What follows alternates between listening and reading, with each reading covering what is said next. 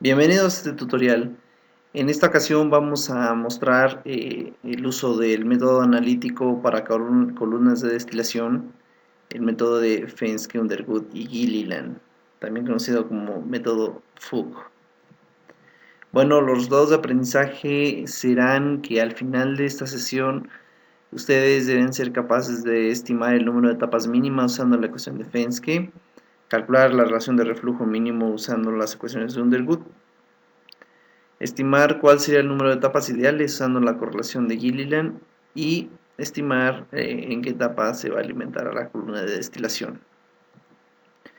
Bueno, lo anterior lo podríamos obtener a través de el uso del método de McAbe-Thiele, el método gráfico de McAbe-Thiele.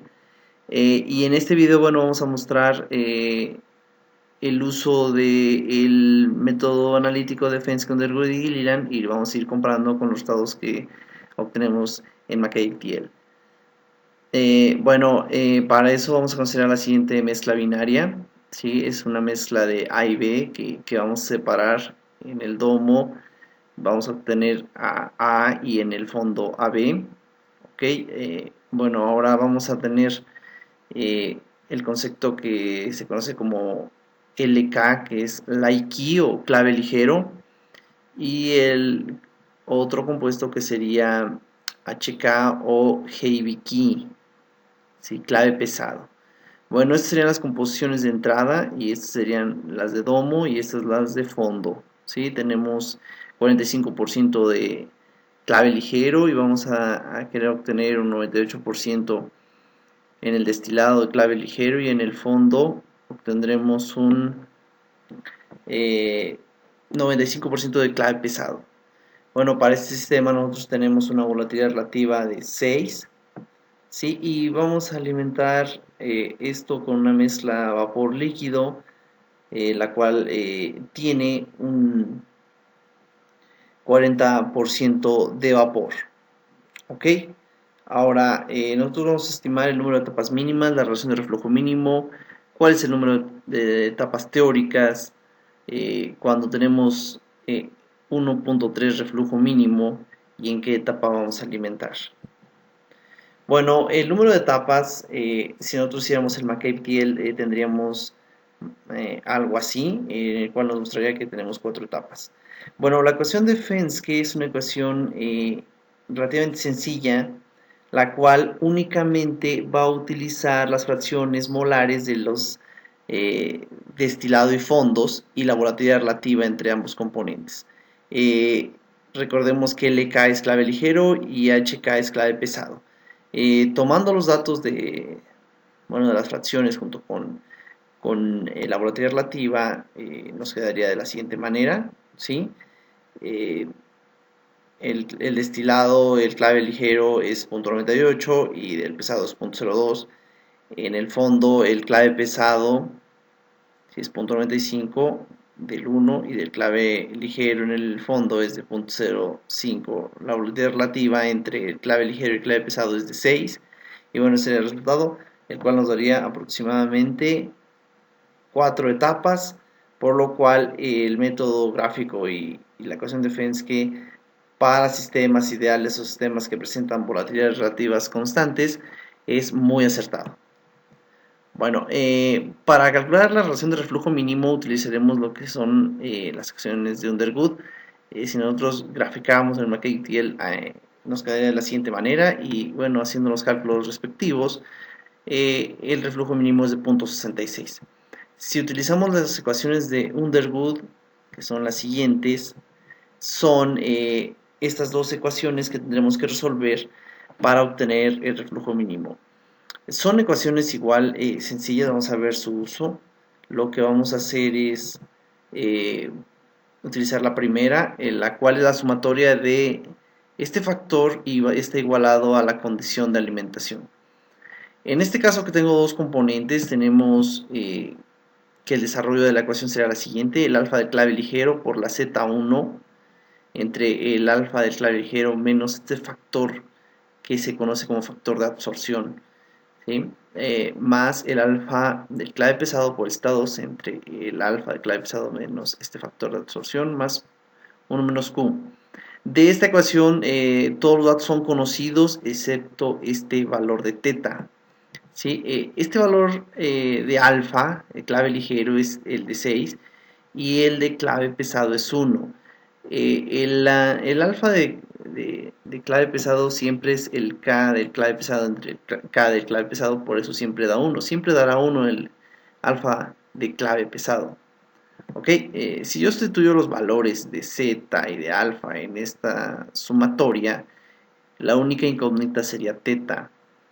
Teta tiene que ser resuelta por métodos iterativos, ¿sí? Y la solución se va a encontrar entre el alfa de clave ligero y el alfa de clave pesado. En este caso va a estar entre 6 y 1, ¿ok? Y bueno, si nosotros utilizamos un método iterativo, vamos a descubrir que teta vale 2.48, ¿ok? Ahora bien, una vez que tenemos teta, utilizamos la ecuación número 2, ¿sí? Y sustituimos, si nosotros desarrollamos, perdón, esta sumatoria, vamos a quedar con el alfa de clave ligero por el x del destilado del 1, entre el alfa de clave ligero menos teta, pero teta ya sabemos cuánto vale. Lo mismo para el componente 2, es igualado a 1 más r mínimo. Sustituyendo, bueno, los valores de los x de clave ligero y clave pesado, ¿sí?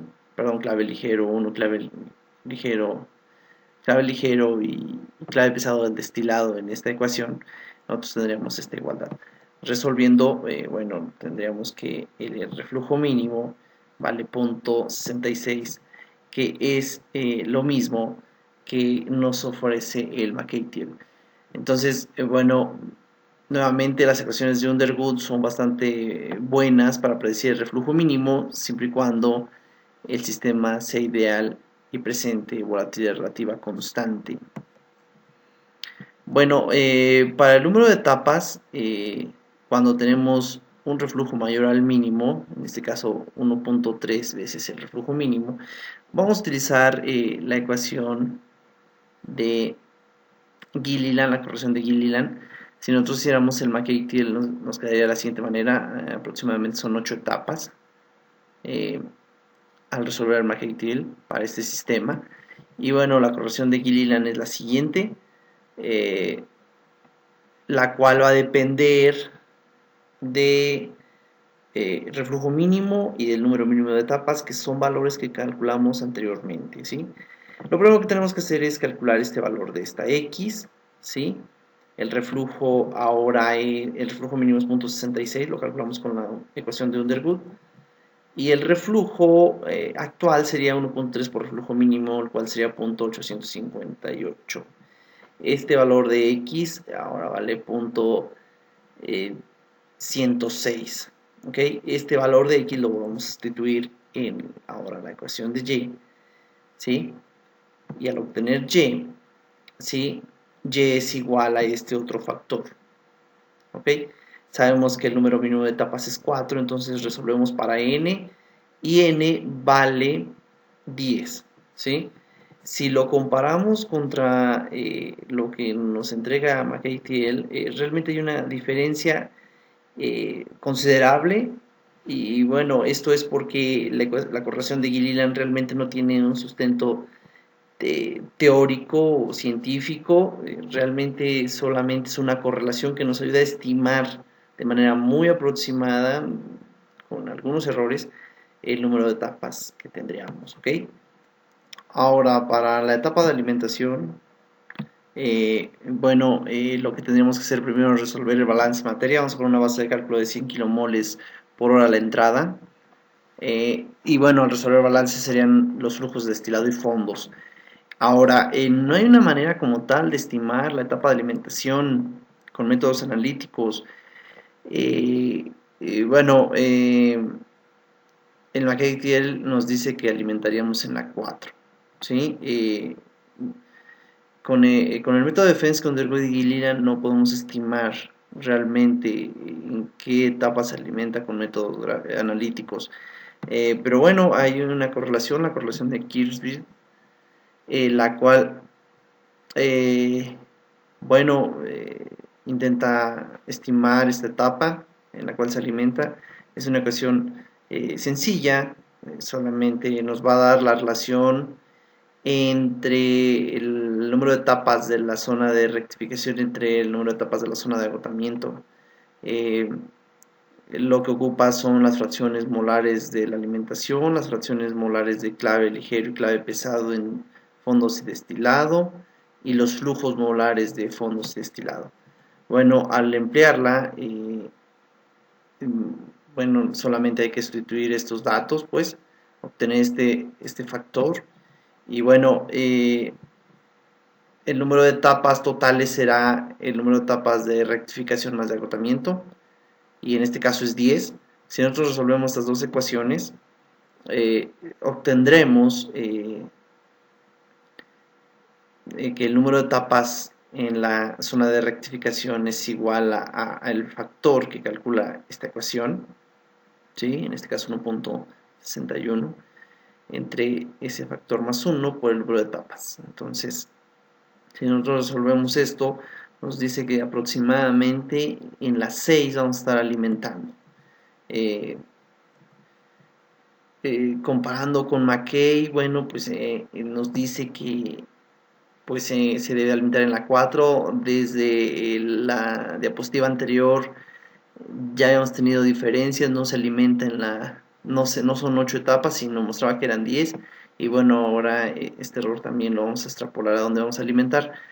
Eh, pero bueno, de todos modos es una manera muy buena de aproximar con un método analítico. Estos mismos conceptos también se pueden ampliar a lo que son mezclas multicomponentes de 3 componentes en adelante. Bueno, esto es todo por hoy, muchas gracias.